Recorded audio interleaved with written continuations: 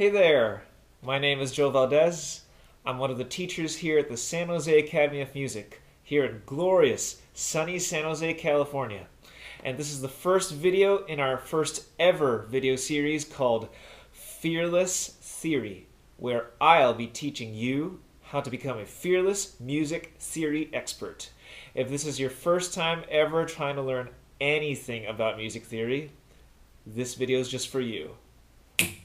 Roll that intro.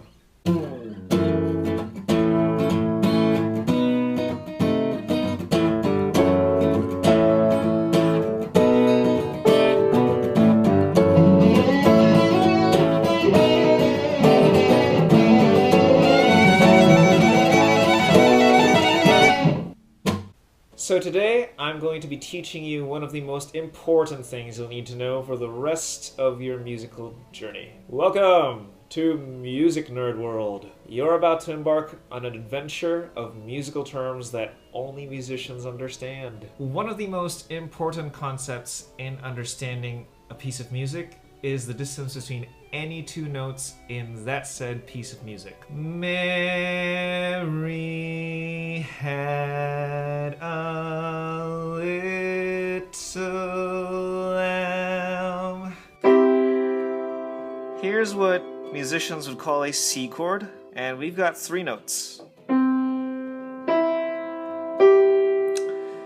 In between our first and second note, we have a black key, a white key, and another black key. And in between our second and third note, we have one white key and one black key. Knowing the names of the distances within the chord helps us in understanding how the chord works within itself and within the context of a much larger piece of music. The name given to the distance between two notes within a piece of music is called an interval. Today we're going to be talking about the two most commonly used small intervals within most pieces of music: half steps and whole steps. Heading over back to our piano, let's start with the half steps.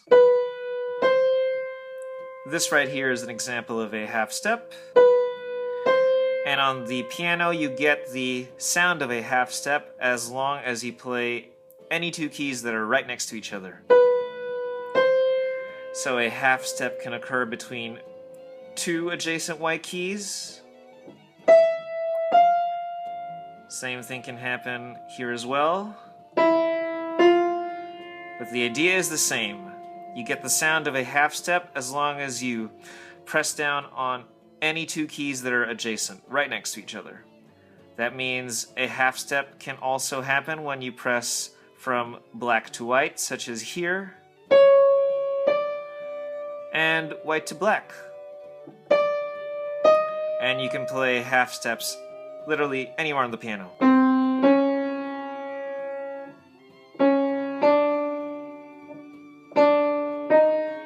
But the idea is the same. As long as the two keys are adjacent, right next to each other, you'll get the sound of a half step. And half steps can be played on other instruments as well. On the guitar, just like the piano, a lot of visual aid. As long as you pick two frets on the same string that are right next to each other, you'll get the sound of a half step. Let's go to our high E string, and I want to play perhaps this fret and this fret right next to each other. That is definitely a half step. I can do the same thing on the string right next to it and play the same frets, but it'll sound different because it's on a different string. And that's still a half step. And you can play half steps literally all over the guitar, just like on the piano.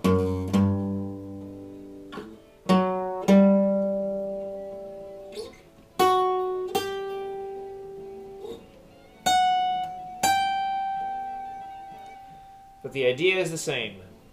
Any two frets right next to each other, doesn't matter what string, as long as the two frets are right next to each other, you'll get the sound of a half step. Another great way to try and remember the sound of a specific interval, such as the half step, is to try and associate the sound of the half step with like a favorite song or a popular song in pop culture or whatever kind of genre of music you might like.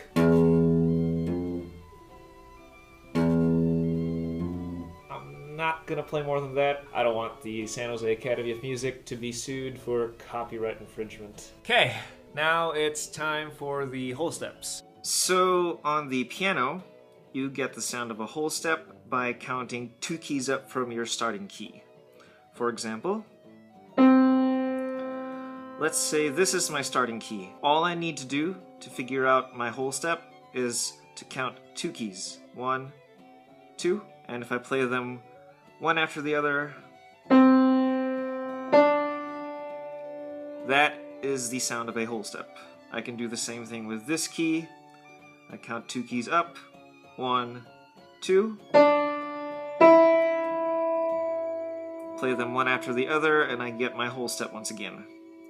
I can even start on a black key. 1, 2.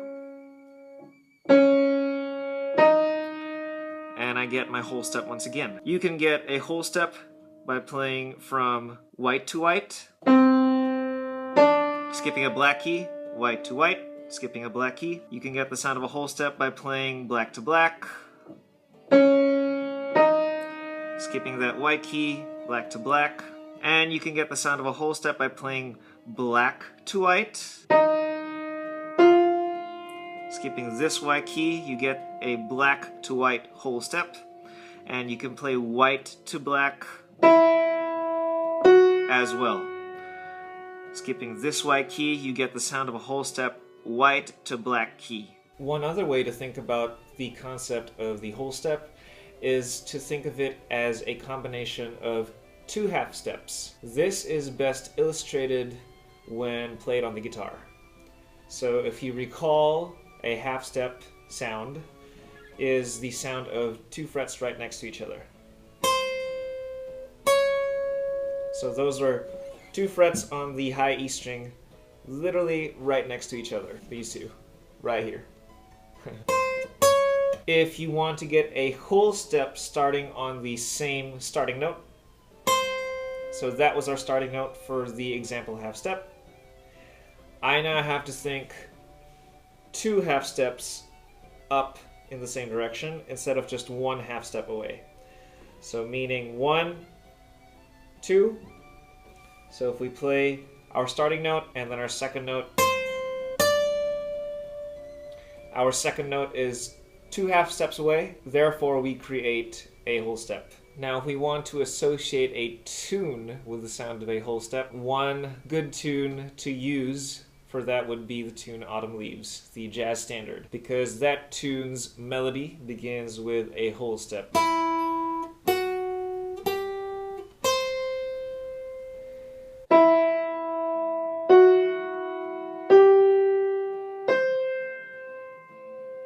And that concludes our first lesson here on Fearless Theory. My name is Joe Valdes. I've been filming right here in my studio here at the San Jose Academy of Music.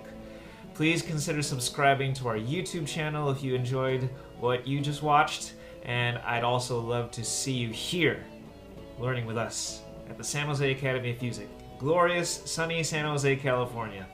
And until next time, remember to be fearless.